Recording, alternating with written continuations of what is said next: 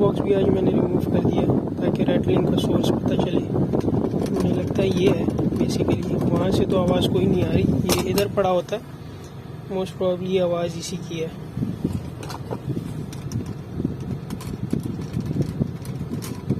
Rattling noise almost ख़त्म हो गई है। वो बेसिकली यहाँ पे जो एयर फ्रेशनर पड़ा हुआ था मेटल का, जिसमें औत के पीसेस थे, जो फुट टाइप मटेरियल होता है, उसके ऊपर एक मेटल की कवर थी, तो वो कवर के साथ टकराते हुए ये आवाज़ आती थी, टक टक टक टक की आवाज़ आती थी और कंटिन्यूस होती थी। तो वो दो पड़े हुए थे इधर, मैंने उठा के उसको टाइटली क्लोज कर दिया।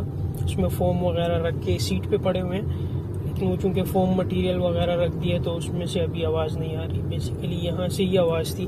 तो अगर आपने कोई चीज़ भी गाड़ी में लूज़ रखी हुई है तो उसको हटा दें, आवाज़ आना जो रैटलिंग नॉइज़ेस हैं सबसे पहले चेक करें कि कोई भी चीज़ फ्री नहीं पड़ी होनी चाहिए, उसको हटा दें। उसके बाद देखें अगर उसके बाद भी नॉइज़ेस आ रही हैं तो वो फिर डैशबोर्ड से या पिलर्स वगैरह से हो सकते हैं, क्योंकि मेरे पास ये पैसेंजर साइड जो ए पिलर था उसमें मेटल की शेविंग थी, उससे भी काफ़ी आवाज़ आती थी, वो हटा दी। उसके बावजूद भी आवाज़ आ रही थी क्योंकि यहाँ पे ये लूज़ पड़े हुए थे एयर फ्रेशनर्स।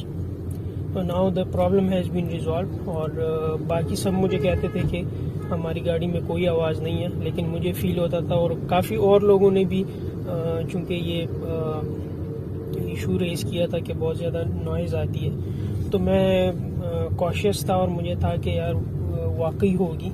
लेकिन बेसिकली मसला इसका था और एक जो पिलर में एक शेविंग मेटल की थी उसकी वजह से था आवाज़।